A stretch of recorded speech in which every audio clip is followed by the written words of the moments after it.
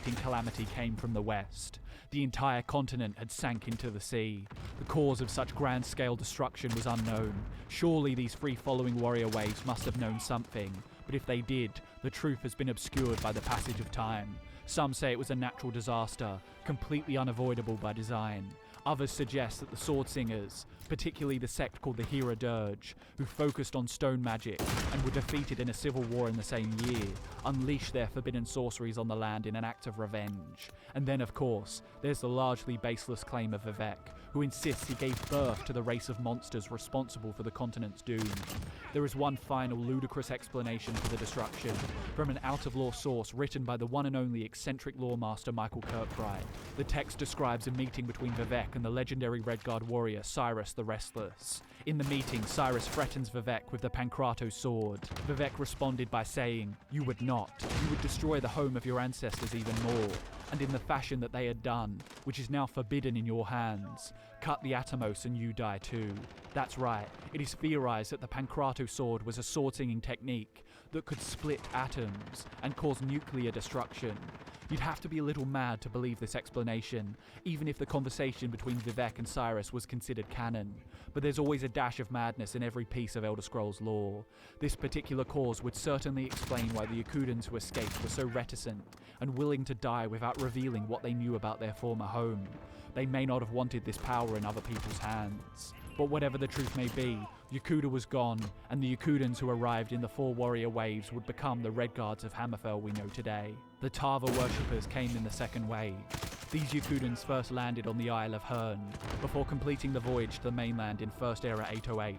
This wave included the remains of the Natatambu ruling class. The third wave, led by Grandi Yagub, sailed into the Iliac Bay and established the city of Sentinel on Hammerfell's north coast. The fourth wave, led by the self-styled Emperor Tarish Z, were called the Anko Ra, and they cut their way across the mainland in search of a new home. They did not stop until they reached the northeastern region of Craglorn. The 4 migrations each endeavoured to rid their new homeland of native blights, be they beast or need or elf. The Redguards were especially brutal in their treatment of the Mer, as they'd had a long and bloody history dealing with the left-handed elves in Yakuda. To the modern day, Redguards are averse to trusting elves, and the sight of a pointed ear is enough to boil the blood of their more aggressive warriors. The Elysians and Nords had raided the desolate expanses of Hammerfell for a long time prior to the arrival of the Yakudans, but those days were coming to an end, as the Redguard settlers had established a strong presence all over the province. After dealing with the orcs, goblins, men and elves of Hammerfell, the new inhabitants were pleased to discover an abundance of beautiful citadels waiting for them. The Dwemer of the Rorken clan had built many glorious cities, only to disappear from the face of the planet 100 years before Redguards arrived. As such, the Redguards established many of their new cities around these sites. I talked about the Yakudans being a cultured race, who value artistic and scholastic pursuits, but you can understand why the prosperous races of Tamriel at the time would view the Redguards as savages. They landed on Hammerfell's shores, and meticulously slaughtered every living thing that dared to own territory in the province. You can justify their martial nature by saying it's a form of creative expression, but I for one would not care about the distinction between a steel sword and a spirit sword when a barbaric foreigner is trying to stick it through my chest. After arriving in Hammerfell, Frandar Hunding's Book of Circles became the fundamental text for sword singers, and even after sword singer numbers dwindled, his philosophies remained integral to Redguard culture. Before we delve into the history of the Redguards in their new homeland, let's talk about their society. From religion to culture to art and architecture, there is plenty of inspiration taken from Yakuda, but simultaneously, much has changed. Firstly, one thing that hasn't changed is Redguard physiology. The dry deserts, barren badlands and rugged mountains of Hammerfell share a lot of similarities with the terrain of Yakuda. If anything, Hammerfell is more hospitable. Thousands of years in these harsh conditions has forged a race of tall, sinewy and dark-skinned men. Their skin tone is perfectly suited to surviving in the heat, and the Redguards are, on average, stronger and quicker than the other races.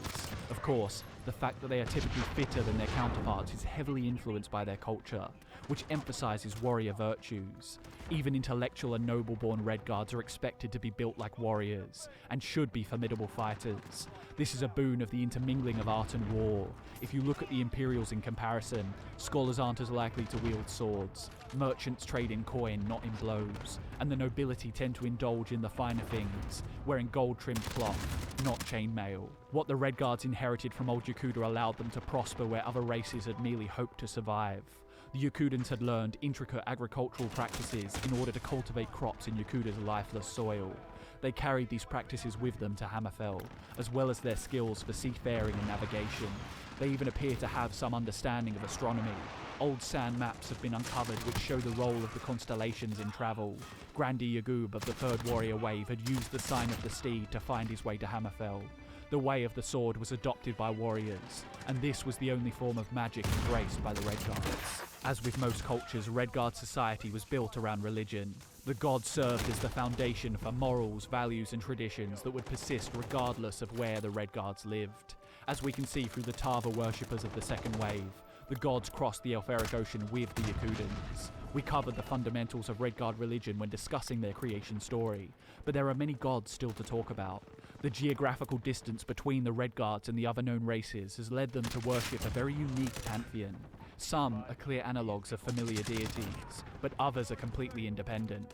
We know Satakal, the World Skin, but then we have Ruptga. Ruptga or Tulpapa fathered many of the gods, and led the walkabout which permitted the spirits to endure Satakal's self-consumption. Tuwaka is the Yakudan equivalent to Arke. He's the god of souls in the afterlife. Hoon Ding is the make-way god, the spirit of triumph over infidels. He appears in some form or another when the Red Guards need guidance. Diagna, the god of the Sideways Blade, is an avatar of Hoon Ding. He appeared to the Yakudans to aid them in their millennia-long conflict with the left-handed elves. Tava is the Yakudan equivalent to Kinnereth. Though just like with Tuwaka and Arke, never say to a Red Guard that they're the same. Traditional Red Guards are not fond of these comparisons. Tava is a bird god, and she is the spirit of the air and sun. Leki is the divine daughter of Tulpapa, and she is the saint of the spirit sword. Her sphere is aberrant swordsmanship, and she is responsible for bestowing the Red Guards with their complex martial arts and techniques. Sep is the Yakudan name for Lorcan, and his role is similar to Lorcan's in the Tale of the World Skin. Maluk, the Horde King, the enemy of the Yakudans and the god of goblins, is of course the Red Guard version of Malakath. Morwa, the Yakudan fertility goddess, is the favourite among Tulpapa's wives, and plays the same role as Mara of the Divines. Next we have Onsi the Bone Shaver, the patron of the Regada warrior waves. He's mentioned several times in Hunding's Book of Circles, and he is responsible for giving the Yakudans the gift of forging weapons. Finally there's Zet, the god of agriculture and analogue to the god Zenithar. One of the greatest threats to the Red Guards after settling in Hammerfell, and especially the Alakir, was necromancy. In the Red Guard religion, no mortal should ever meddle with the undead. To interfere with Tuwaka's work is considered sacrilege. The Ansai offered a solution to the rise of necromancy. Some of their most renowned warriors created Ansai wards. By sacrificing themselves, they stored their souls in their weapons, and these relics, which appear as huge scimitars, encrusted with gems and wrought in gold, protect the dead of the many tombs and mausoleums across the Alakir.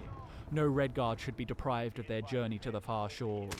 Here the spirits await the day that Sakatal eats himself and the world begins anew.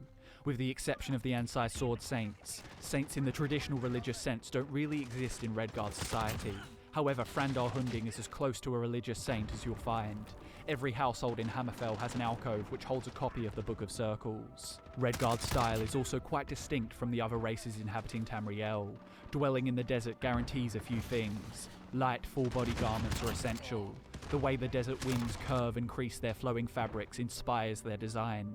Their robes and armour are often accented by flared curves at joints and on headgear. Even their swords tend to be curved. Architecture is a stark contrast, as their buildings are constructed to stand firm against the winds.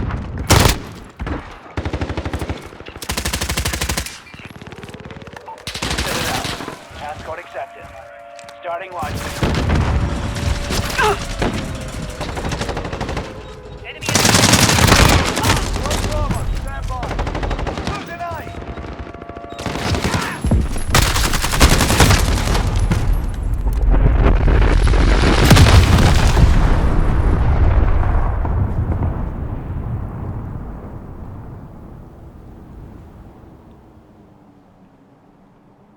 They've got 2 objectives. Keep hitting them.